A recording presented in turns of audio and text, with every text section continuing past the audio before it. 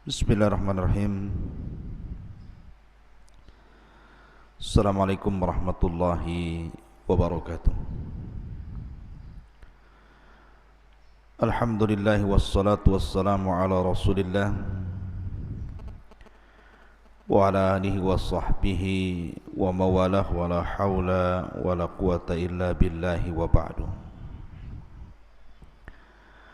Qala Allahu azza wa jalla: Ya ayyuhalladzina amanu taqullaha haqqa tuqatih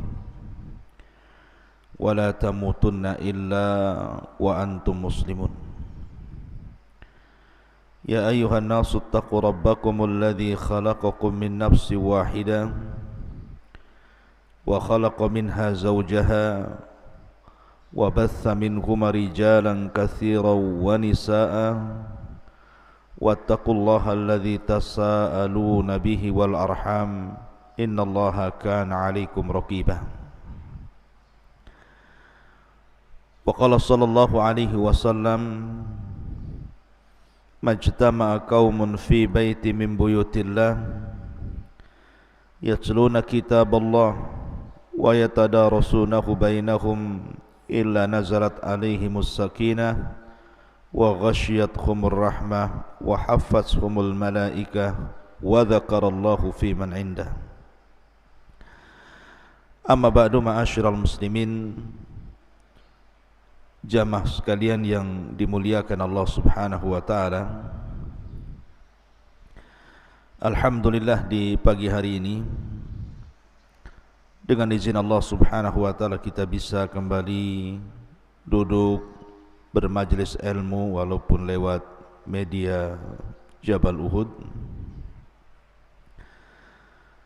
Dan tak henti-hentinya saya ucapkan ribuan terima kasih ataupun jazakumullah khairan kepada para muhsinin dan para kaum muslimin yang sudah menyumbangkan sebagian hartanya untuk pembangunan peluasan Masjid Jabal Uhud, di mana pembangunan sekarang kita sedang mengadakan peluasan lantai 2 dan akan mengadakan pengecoran. Alhamdulillah, dana yang terkumpul sudah separuh lebih dan masih terus kita mengharap pada kaum muslimin dan kaum muslimin untuk menginfakkan sebagian hartanya demi kelancaran pembangunan masjid di Pondok Pesantren Tahfidz Al-Quran dan Bahasa Arab Jabal Uhud Al-Islami, Tiban Kampung, Tiban Batam, Kepri. Tapi pagi hari ini kita akan membahas,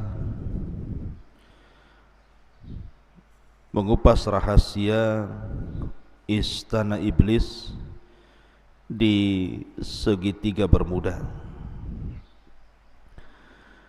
Ma'asyiral muslimin yang dimuliakan Allah Subhanahu wa taala,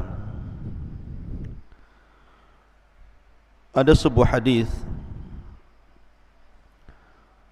yang mengisyaratkan tentang kerajaan iblis. Hadis ini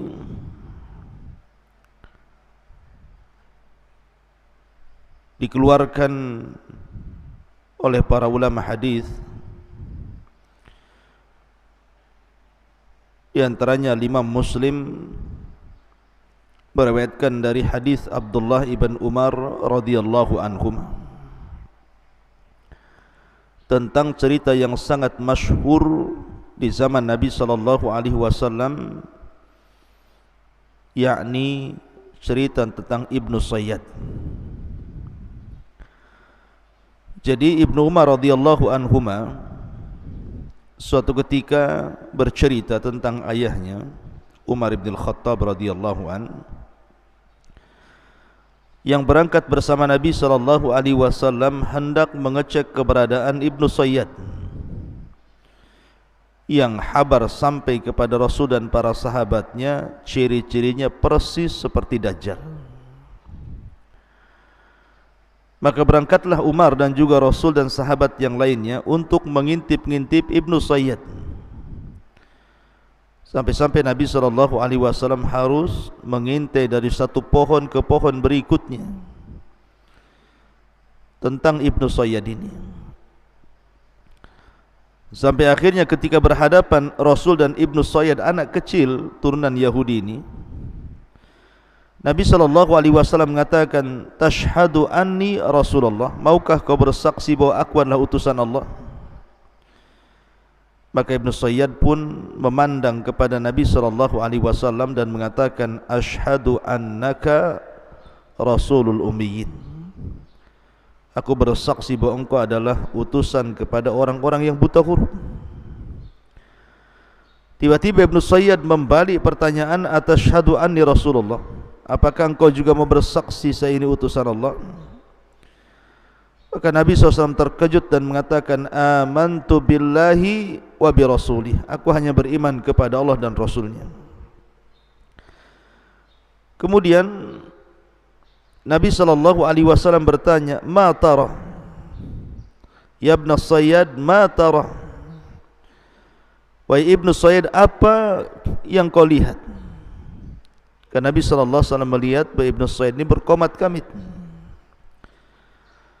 Tiba-tiba kemudian Ibnu Sayyad mengatakan, "Ara arsyan 'alal ma." Aku melihat ada singgasana di atas air. Maka Nabi SAW menjawab, "Dzaka arsyu iblis 'alal bahri." Itulah singgasana iblis yang ada di atas lautan. Kemudian Rasul sallallahu alaihi wasallam mengatakan lagi, "Wa ma tara?" Dan apa yang kau lihat lagi wahai Ibnu Sayyad? Maka Ibnu Sayyad mengatakan, "Ara sadiqina wa kadzaban." Aku melihat banyak orang-orang yang jujur dan para pendusta. Maka Nabi SAW kemudian tidak melayani dan meninggalkannya. Dalam riwayat Nabi SAW ketika itu bertanya soal kalimat yang disimpan di hatinya dan mengatakan, "Inni khabba'tu laka khab'an." Sungguhnya aku menyembunyikan beberapa kalimat dalam hatiku, coba tebak. Maka Ibnu Sayyad mengatakan, "Duh." Maka Nabi SAW langsung mengatakan, "Ikhsa falan ta'du qadrak." Kata Rasul, celaka engkau tidak mungkin melalui atau melampaui batas dari takdirmu. Maka Umar bin Khattab radhiyallahu an marah, mencabut pedangnya dan mengatakan, "Da'ni ya Rasul adrib unuqah."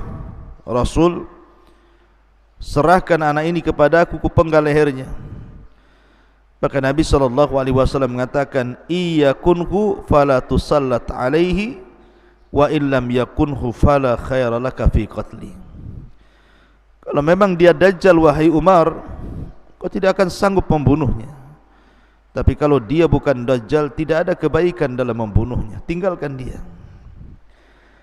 Syahidnya dalam riwayat ini adalah di mana Nabi SAW ketika bertanya kepada Ibnu Sayyad, "Ma tara?" Apa yang kau lihat dalam terawanganmu wahai Ibnu Sayyad? Maka Ibnu Sayyad mengatakan, sebuah istana di atas air. Maka Nabi SAW mengatakan, "Tara arsya iblis alal bahri." Itu adalah singgasana iblis yang terletak di tengah-tengah lautan. Ma'asyiral muslimin yang dimuliakan Allah Subhanahu wa taala, dari sini kemudian muncul sebuah pendapat dari kalangan mutaakhirin bahwa singgasana iblis itu jangan-jangan berada di segitiga Bermuda, sebuah laut Atlantik yang ma'ruf gitu ya, dan juga benua Amerika dan benua Afrika. Dan segitiga Bermuda ini ceritanya sampai kepada kita. Bagaimana kapal banyak yang hilang, pesawat banyak yang jatuh, dan hampir-hampir tidak bisa diteliti bangkai kapal dan pesawatnya, dan para awaknya hampir-hampir tidak ada yang selamat dan semua mati. Ma'asyiral muslimin yang dimuliakan Allah Subhanahu wa taala, sampai-sampai orang menyebut segitiga Bermuda ini laut setan atau laut iblis. Bahkan ada sebuah buku yang berjudul Dajjal akan muncul dari kerajaan jin di segitiga Bermuda, yang dikarang oleh Syekh Muhammad Isa Daud dari Mesir, bahwa kawasan Bermuda adalah kawasan jin. Dari situlah akan muncul Dajjal. Jika benar dakwahan buku itu, tentu tidak akan aneh apa yang disabdakan Nabi SAW, bahwa banyak peristiwa dan kejadian yang menakutkan di segitiga Bermuda itu. Tetapi masalahnya buku ini bermasalah karena pengarangnya Muhammad Isa Daud ini terlampau percaya kepada jin muslim ini, yang jelaskan dalam buku beliau ini bahwa Dajjal akan keluar dari situ. Tentu pernyataan ini juga akan menyelisih hadis Nabi SAW bahwa Dajjal itu akan keluar di bumi sebelah timur. Kemudian Nabi SAW menyebutnya Khurasan. Khurasan itu di mana? Di Iran. Artinya hadis Nabi SAW menjelaskan bahwa kemunculan Dajjal itu di Khurasan, bukan di segitiga Bermuda. Tapi Muhammad Isa Daud ketika berdialog dengan jin, kemudian jin ini menjelaskan bahwa Dajjal akan muncul di kerajaan di segitiga Bermuda, tentu akan menyelisih hadis Nabi SAW. Intinya bahwa berkembang opini-opini di masyarakat bahwa jangan-jangan istana iblis itu ada di segitiga Bermuda tadi, karena banyaknya peristiwa-peristiwa aneh dan banyaknya kapal-kapal dan pesawat yang kalau lewat di segitiga Bermuda hampir-hampir tidak selamat dan tersedot masuk ke dalamnya. Ma'asyiral muslimin yang dimuliakan Allah Subhanahu wa taala. Tapi bagaimana menurut pandangan Islam tentang istana iblis ini? Betulkah berada di segitiga Bermuda sebagaimana prasangka sebagian orang? Ma'asyiral muslimin yang dimuliakan Allah Subhanahu wa taala, sebelum saya kupas tentang masalah ini, saya ingin memulai kajian kita ini mengurut dulu dari mengenal siapa iblis, kemudian di mana istananya, kemudian apa yang dilakukannya, apakah dia kemudian mengerahkan anak buahnya dari istana itu untuk berperang melawan Bani Adam, kemudian bagaimana akhir dari kehidupan iblis itu sendiri. Ma'asyiral muslimin yang dimuliakan Allah Subhanahu wa taala, pertama bicara tentang iblis. Iblis ini sebagian para ulama mengatakan ismu Arab, sebuah nama dari nama-nama Arab, ala wazni if'il, mengikuti wazan if'il, di mana mushtaqnya dari kalimat al-iblas. Jadi iblis itu dari al-iblas, maknanya al-ib'ad minal khairi awil ilyas min rahmatillahi azza wa jal. Al-yas min rahmatillahi azza wa jal. Jadi makna iblis itu artinya makhluk yang menjauh dari kebaikan atau yang putus asa daripada rahmat Allah, maka disebut al-iblas.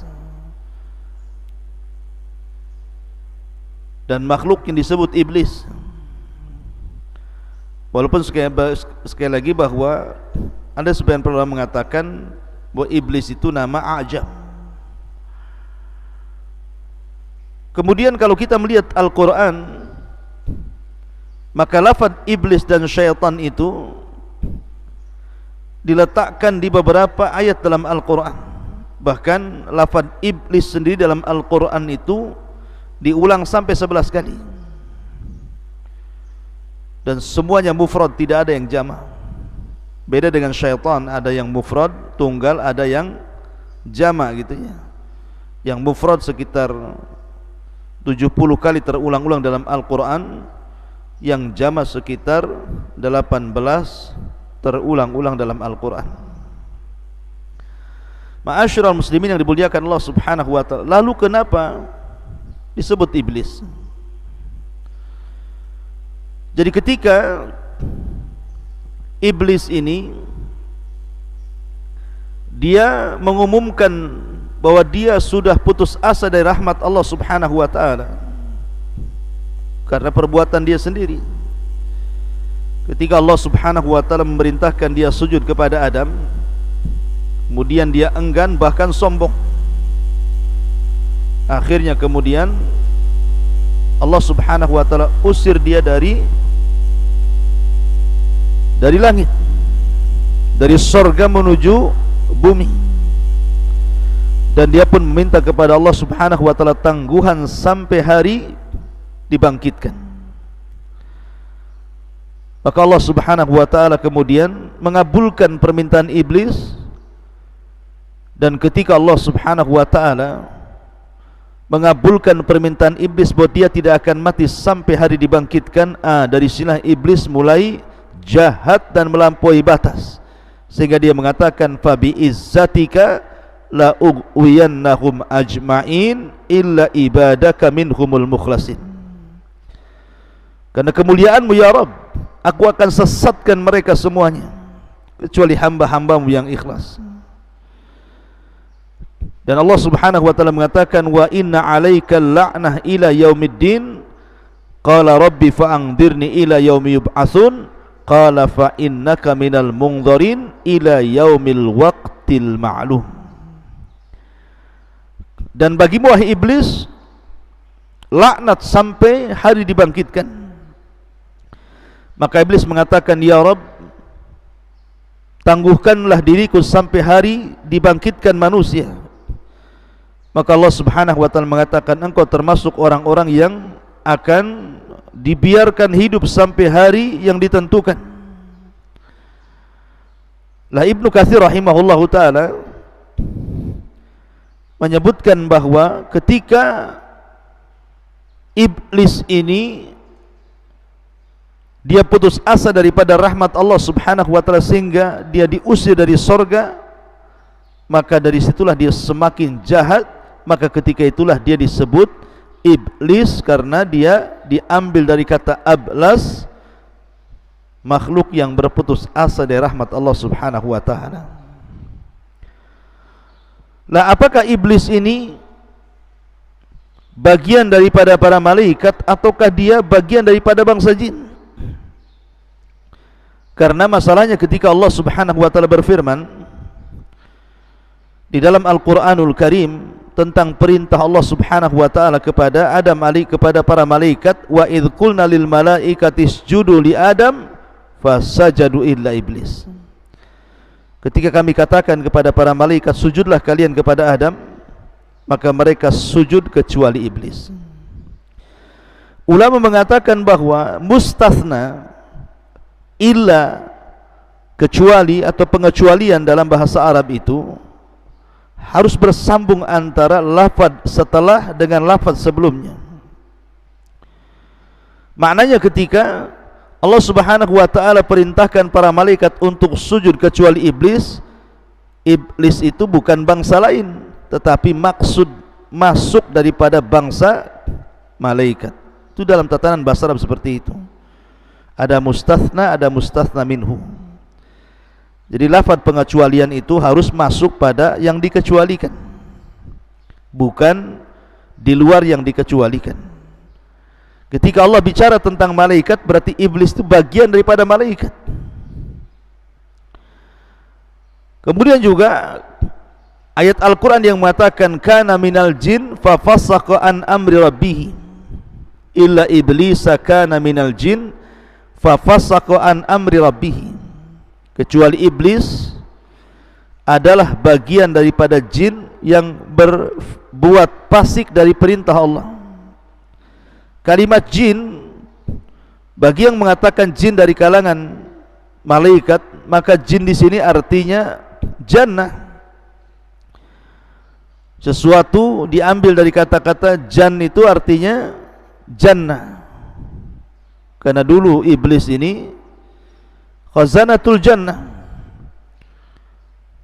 pembendaharaan sorga, maka diambil dari kata jan menjadi jin. Itu bagi pendapat yang mengatakan jin itu bagian daripada malaikat yang fasik dan kufur. Tapi pendapat yang kuat bahwa jin itu ataupun iblis itu bagian dari kalangan jin, bukan malaikat. Karena pengakuan iblis sendiri mengatakan ana khairum minhu khalaqtani min nar. Aku lebih baik daripada Adam, kau ciptakan aku dari api. Sementara malaikat dari apa? Dari cahaya. Yang tercipta dari api itu ya jin.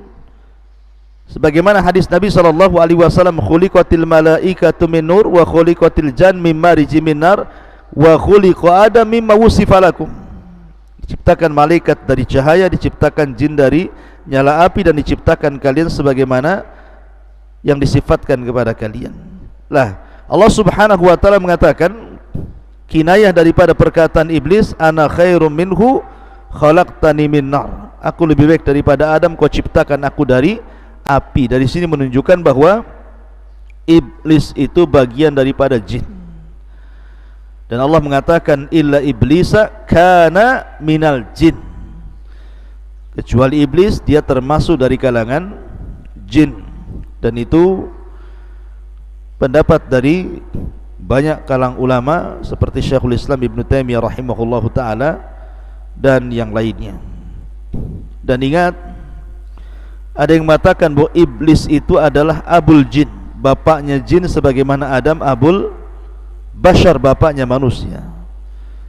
Dan ini sebagaimana disebutkan dalam tafsir At-Tabari dari Ibnu Abbas, Mujahid, Qatadah, Hasan Al-Basri dan yang lainnya mengatakan bahwa iblis itu adalah abul jin, bapaknya jin. Ma'asyiral muslimin yang dimuliakan Allah Subhanahu wa taala, adapun tugas iblis, karena dia sudah bersumpah akan menyesatkan Bani Adam, Al-Imam Ibnul Qayyim rahimahullah ta'ala sampai mengatakan bagaimana iblis itu mengatur strategi untuk menggoda manusia itu sampai membuat 6 marhalah, 6 cara, mulai daripada yang paling tinggi sampai kepada yang paling rendah. Yang pertama, membuat manusia kufur atau manusia menyekutukan Allah Subhanahu wa taala.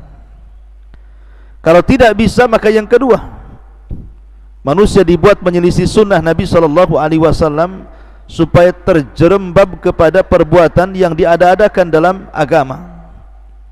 Bahasa hadis disebut bid'ah.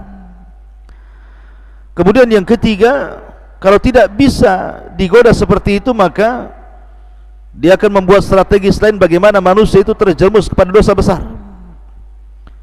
Kalau tidak bisa juga, maka masuk pada marhalah yang keempat, maka manusia akan dijerembabkan ke dalam dosa kecil. Kalau tidak bisa juga, maka masuk pada marhalah yang kelima, disibukkan dengan perkara-perkara mubah, sehingga dilupakan dari ibadah karena sibuk melakukan perkara-perkara mubah. Kemudian yang terakhir, kalau tidak bisa juga disibukkan dengan perkara-perkara mubah, maka akan disibukkan melaksanakan yang tidak afdal dan meninggalkan yang afdal. Begitulah khutuwati syaitan, langkah-langkah setan. Makanya kenapa Allah Subhanahu wa ta'ala selalu memberikan nasihat kepada kita agar jangan mengikuti langkah-langkah syaitan. Allah berfirman, alam ahad ilaikum ya bani adam alla ta'budu syaitan innahu lakum aduwwum mubin. Bukankah sudah kukatakan kepada kalian wahai anak Adam, jangan menyembah syaitan karena syaitan itu musuh kalian yang nyata. Bahkan Allah Subhanahu wa ta'ala melarang kita untuk menjadikan syaitan-syaitan itu, iblis-iblis itu teman kita. Wa man yattakhidhi syaitan waliyan min dunillah faqad khasira khusranan mubina ya'iduhum wa yumannihim wa ma ya'iduhumus syaitanu illa ghurura. Barang siapa yang mengambil syaitan sebagai temannya dari selain Allah, maka dia telah melakukan kerugian dengan kerugian yang nyata. Syaitan itu hanya menjanjikan dan angan-angan kosong, dan tidaklah janji-janji mereka kecuali dusta belaka. Ma'asyiral muslimin yang dimuliakan Allah Subhanahu wa ta'ala, salah satu strategi syaitan itu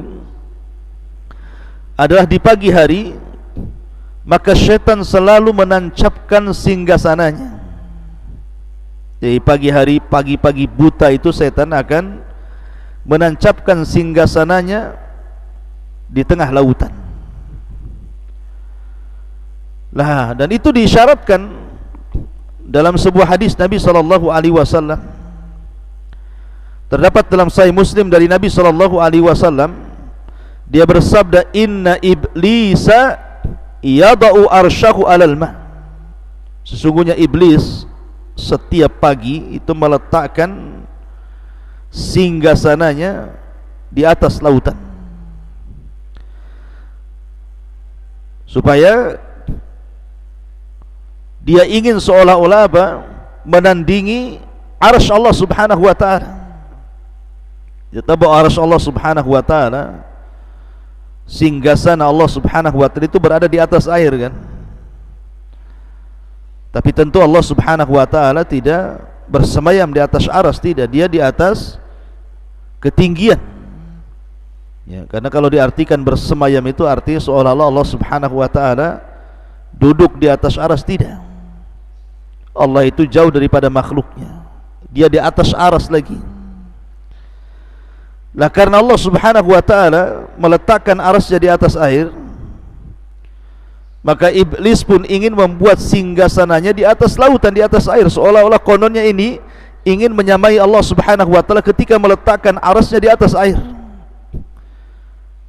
Begitulah sombongnya iblis. Thumma yab'atsu saraya, kemudian mulailah dia mengutus prajurit-prajuritnya, tentara-tentaranya untuk menggoda anak Adam. Fa'adnahum minhu manzilatan a'dhamu fitnatan, maka yang paling dekat kedudukannya dengan iblis adalah yang paling besar fitnahnya. Yaji'u ahaduhum, setelah kemudian iblis di pagi hari mengatur strategisnya, kemudian memerintahkan para tentaranya untuk menggoda anak Adam dimanapun berada. Setelah kemudian satu hari mereka menggoda anak Adam, maka kemudian mereka pun mulai pulang dan melaporkan hasil apa yang mereka lakukan terhadap manusia. Yaji'u ahaduhum fayaqulu fa'altu kadza wa kadza. Wah iblis, aku sudah melakukan ini dan itu, sehingga orang itu berdusta, orang itu tidak sholat, orang itu berghibah, orang itu minum khamar, orang itu berzina, orang itu, dan begitu seterusnya melakukan kezaliman. Tapi iblis mengatakan, ma sana'ta syai'a, kau belum berbuat apa-apa.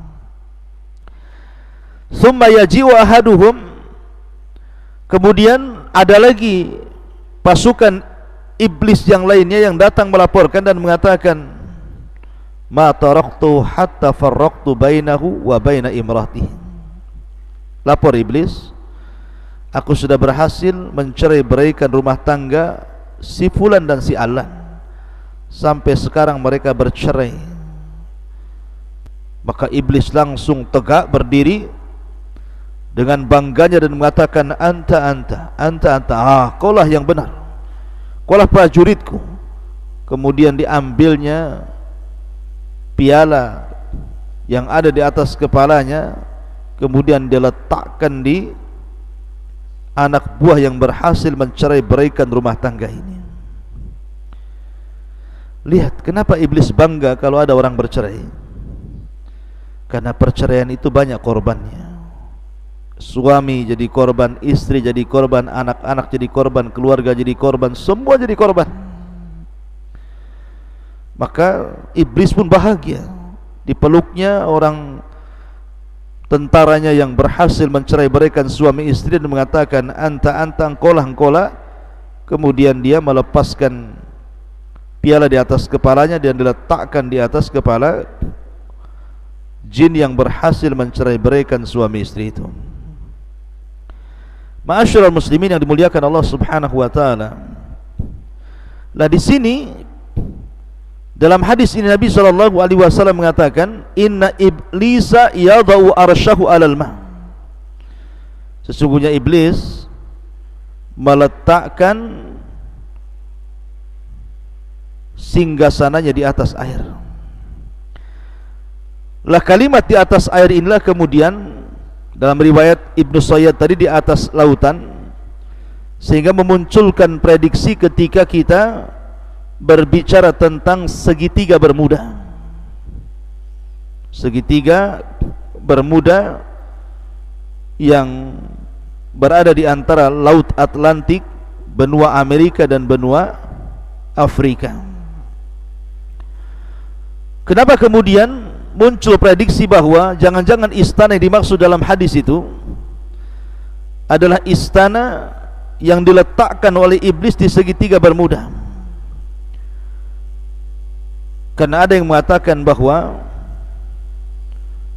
segitiga Bermuda ini adalah pertemuan antara laut panas dan laut dingin. Laut panas dan laut dingin. Dan dalam sebuah hadis Nabi sallallahu alaihi wasallam, ketika Nabi sallallahu alaihi wasallam menjelaskan tentang bayangan matahari, kata Nabi sallallahu alaihi wasallam sebagaimana dikeluarkan Imam Ahmad, naha an yujlasa baina dhahhi wa dhilli. Nabi SAW melarang untuk duduk di antara sinar matahari dan di antara bayang-bayang sebuah benda. Jadi kalau seandainya ada pohon, kemudian sinar itu matahari menghadap pohon, kemudian di situ ada separuhnya masuk ke bayang-bayang pohon, separuhnya masuk ke cahaya sinar matahari, kemudian seseorang itu tidur di antara bayang-bayang dan juga cahaya matahari, maka Nabi SAW melarang, tidak boleh. Alasannya Nabi SAW mengatakan karena itu adalah majlisus syaitan, majlisnya syaitan. Ma'asyiral muslimin yang dimuliakan Allah Azza wa Jalla. Lah dari hadis ini kemudian orang mengkiaskan kepada segitiga Bermuda, karena ada arus dingin berasal dari Amerika, sementara arus panas berasal dari Afrika, kemudian berjumpa di segitiga Bermuda itu. Karena itu adalah tempatnya syaitan. Akhirnya kemudian orang memprediksi bahwa di situ jangan-jangan istananya iblis yang dimaksud dalam hadis Nabi SAW ini. Akan tapi ikhwatu fiddin, saya ingin katakan bahwa menentukan tempat dengan langsung mentakyin bahwa di segitiga Bermuda itu adalah istana iblis ini tidak bisa. Ya memang di situ banyak kecelakaan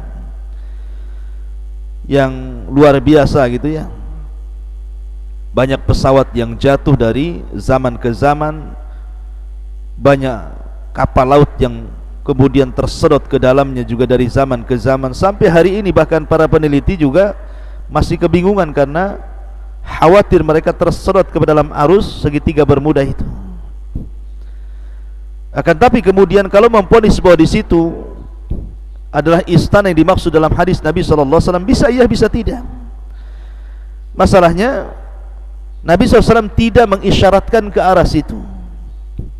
Dalam hadis tadi Nabi hanya mengatakan bahwa setan itu meletakkan singgasananya di atas air. Bisa saja berpindah-pindah dari satu laut ke laut berikutnya, sekali-kali di segitiga bermuda, sekali-kali di tempat lain.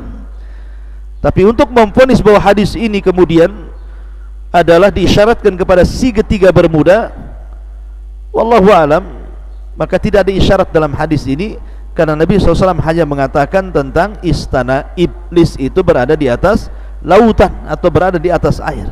Soal lautan mana Allahu alam, bisa saja berpindah-pindah, bisa jadi satu tempat tinggal di situ, karena hadis Nabi SAW tidak memerinci seperti itu.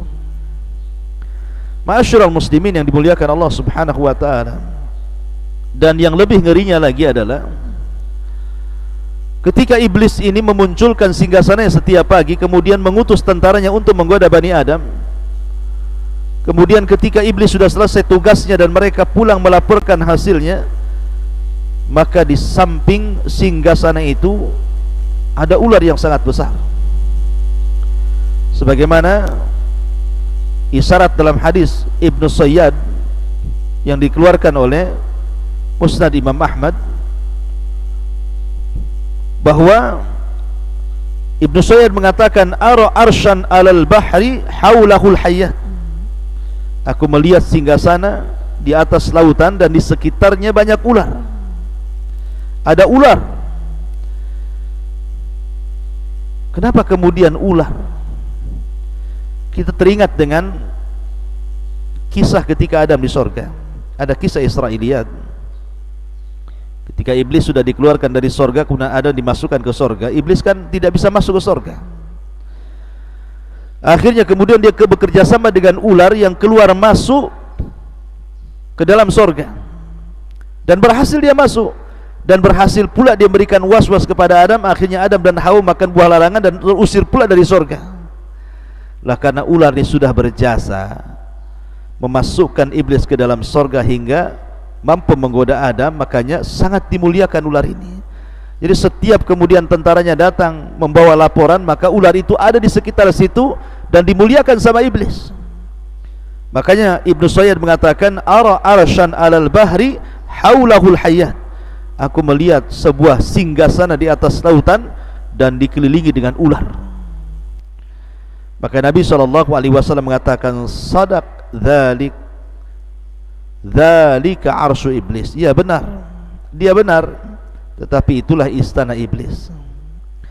Tapi sebagian para ulama mengatakan bahwa tambahan haulahu hayat dalam hadis yang dikeluarkan dalam Musnad Imam Ahmad ini adalah tidak sabit.